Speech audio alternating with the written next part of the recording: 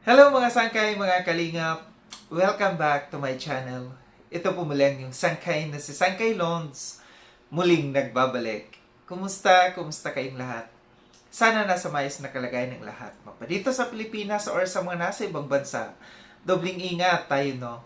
So mega love shout out sa inyong lahat sa Team Sangkay Original, Team Sangkay Sponsors, Team Kalingap, Kival at Edna Kalingap Rob, sa lahat ng aking mga followers, supporters, and subscribers, sa mga lolos, lolas, OFWs, and PWDs. Mega love shout out sa inyong lahat. And of course, I love you all. Ayan. Ilang tulog na lang, Pasko na. Merry Christmas sa inyong lahat, no? Mega love shout out kay Tita Mina Haramilio, ang tita kong Vayots, kay Manetore ng San Diego, California, sa aking mga kasamahan sa Kalingap Watchers, Kalingap Reactors, Kalingap Partners, and also sa mga grupo ng bawat love teams na sumusuporta at nagmamahal kay Sangkay. Ganun din po sa palaging nanonood, sa aking mga premieres, sa aking mga uploads, sa inyong lahat, mega love shoutout. So ngayong araw na ito mga Sangkay, pag-usapan lamang natin, no? Ito'y patungkol sa kahapon na reaction ko, no?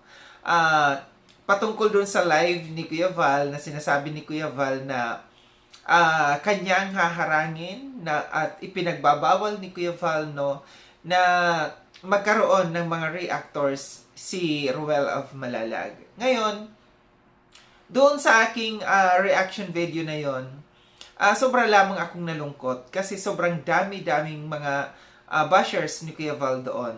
Almost 90%, no, na mga comments doon, bashers, no, ni Kuya Val.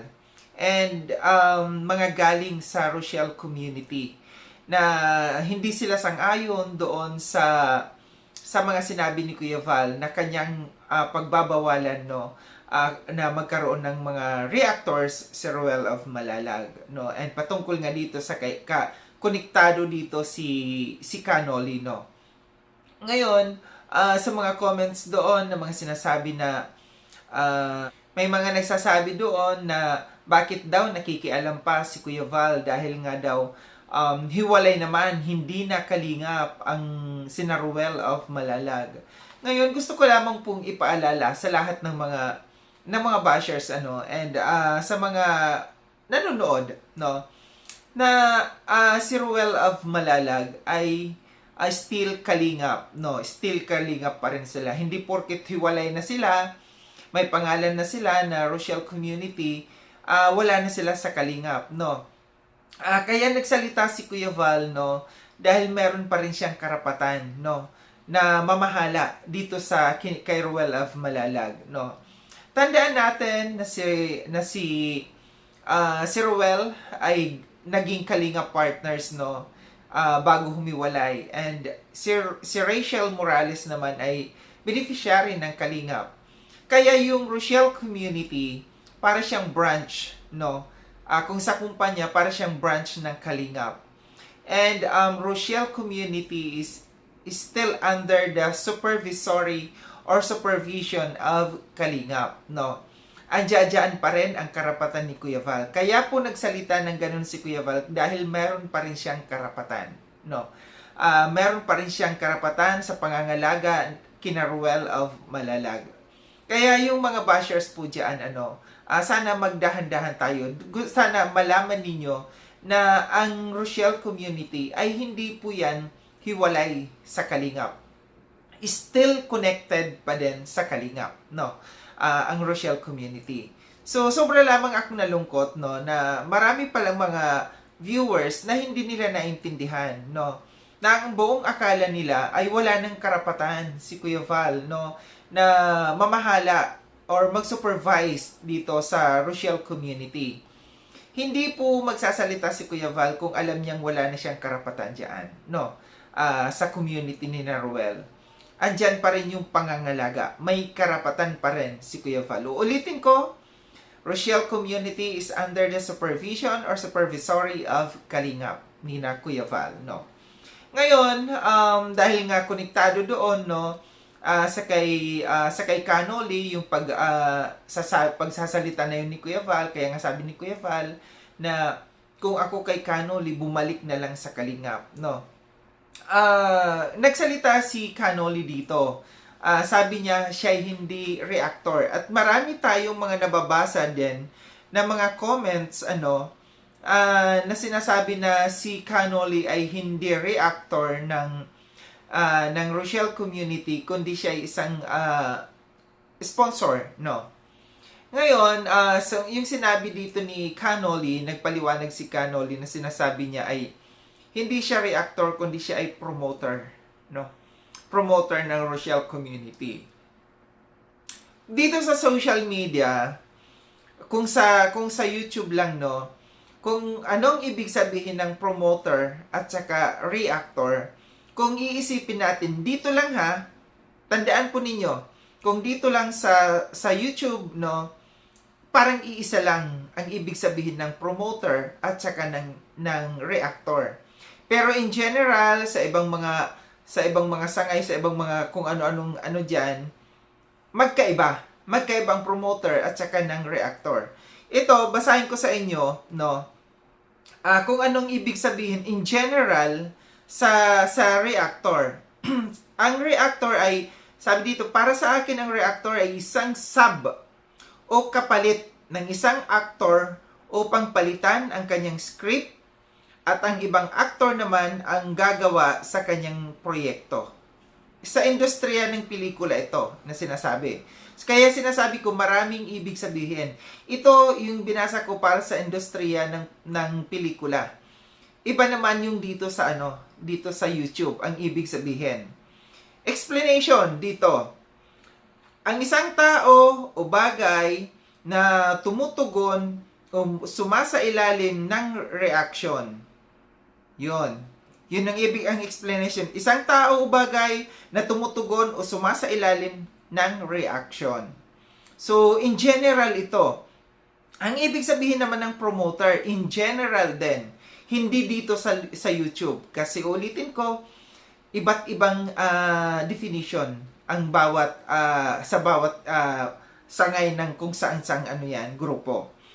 Dito in general, ang promoter ay isang tao, grupo o organisasyon na nagtataguyod, nag-aayos at nagpo-promote ng isang produkto, serbisyo, ideya, kaganapan tulad ng konsyerto o sports, no? O proyekto para maging popular at makakuha ng suporta o pagtangkilik mula sa publiko, madalas sa pamamagitan ng advertising, pag-oorganisa, at paghihikayat sa mga tao. So ito yung ibig sabihin in general sa promoter at saka ng reactor.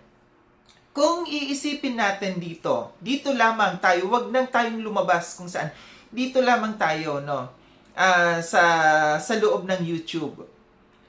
Ang promoter, no, kung sasabihin natin na si Cannoli ay isang promoter, so ibig sabihin, kung siya ay magpo-promote, ang gagawin lamang niya ay i-promote lamang yung mga ginagawa ni Roel of Malalag, no? Or kung sino man ang mga kasama ni Roel of Malalag, no? Yun lang ang gagawin.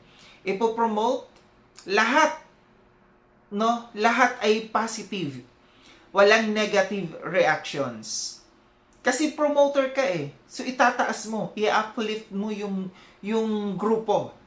Wala tayong maririnig dapat na mga negative, na mga issues, na mga pagpuna, no? Sa isang promoter dito sa YouTube, no? Kundi lahat lamang positive ang sasabihin. Kung ang isang reactor, no? Dito sa YouTube, no? Ang reactor ay pwedeng maging promoter, pwedeng maging reactor, no? Kasi, i-reactionan mo yung isang video, it's either negative or positive reaction. No? Yan yung reactor dito. At the same time, na ipopromote mo dahil yung video na yan, na ipopromote mo dahil sa paggawa mo ng reaction dito. Mapapositive man yan or mapanegative. So, yan yung difference. Dito lamang yan sa loob ng YouTube, no? Ulitin ko, kung dito sa YouTube, no, sasabihin natin na ikaw ay isang promoter. Ulitin ko, dapat lahat positive, walang negative. Kasi ipinopromote mo. Dapat maganda yung pag-promote mo.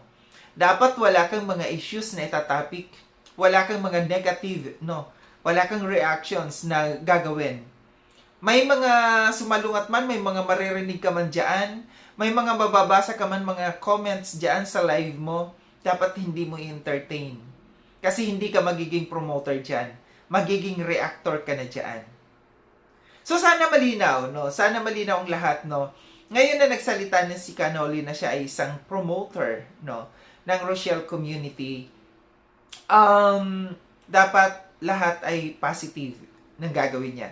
And ulitin ko, kung si Canoli man ay nasa Rochelle community na, under pa rin siya ng Kalingap. May karapatan pa rin si Kuya Val. Ulitin ko, Rochelle community is under the supervision or supervisory of Kalingap. Muli maraming salamat mga sangkay mo sa panunood. Sa mga hindi pa nakapag-subscribe kay Sangkay Loan, subscribe nyo na po ako. Click yung notification bell para updated kayo sa lahat ng mga videos na aking gagawin. Like and share itong video na ito mga sangkay.